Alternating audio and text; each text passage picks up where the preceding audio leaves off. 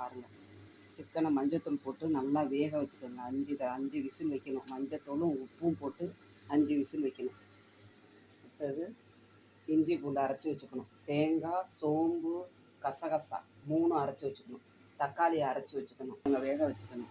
வெங்காயம், பெரிய வெங்காயம் அரிஞ்சு நல்லெண்ணெய் ஊற்றி நல்லா வதக்கணும். ப்ரௌன் கலர் ஆகிற வரைக்கும் நல்லா வதக்கணும். நல்லெண்ணெய் ஊற்றிக்கங்க. வெயிலுக்கு நல்லெண்ணெய் தான் நல்லது. கருவேப்பிலை போட்டுக்கோங்க. தாளிக்கு குழம்புக்கு தேவையான உப்பை போட்டு நல்லா வதக்குங்க. ப்ரௌனாக வந்த உடனே பட்டை, கிராம்பு, ஏலக்காய் தூள் அரைச்சி வச்சுருக்கோங்க. 1 ஸ்பூன் போட்டுக்கோங்க. இஞ்சி பூண்டு போடுங்க.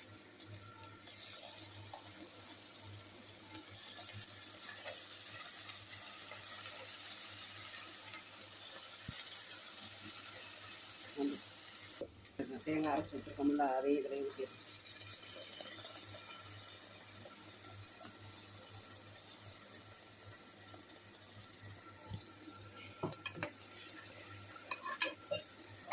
தக்காளி அரைச்சதையும் அதில் ஊற்றிக்கணும். இப்போ வர தக்காளி எல்லாம் ஒரே புளிப்பாக இருக்குது, அதனால் கொஞ்சமாக போட்டுக்கணும்.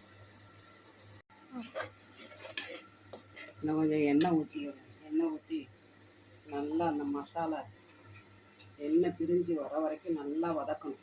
கொஞ்சம் மஞ்சத்தூள் போடுங்க. ஏற்கனவே நம்ம மஞ்சத்தூள் போட்டுட்டோம், அதனால் கொஞ்சமாக போட்டுக்கோங்க. குழம்புக்கு தேவையான. அப்புறம் மிளகாத்தூள் போட்டுக்கோங்க. உங்களுக்கு தேவையான அளவு போட்டுக்கோங்க.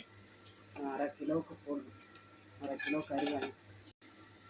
இது பாருங்கள், மசாலா வெந்து எண்ணெய் இப்படி மிதந்து வருது பாருங்கள். இப்படி நல்லா வதக்கணும். எண்ணெய் இப்படி மிதந்து வந்தோன்னு தான் தண்ணி ஊற்றணும். தண்ணி ஊற்றி நல்லா கிண்டி விட்டு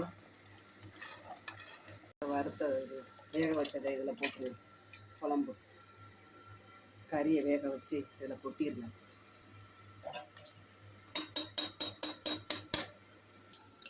உருளைக்கிழங்கு எடுத்து இதில் போட்டுருங்க.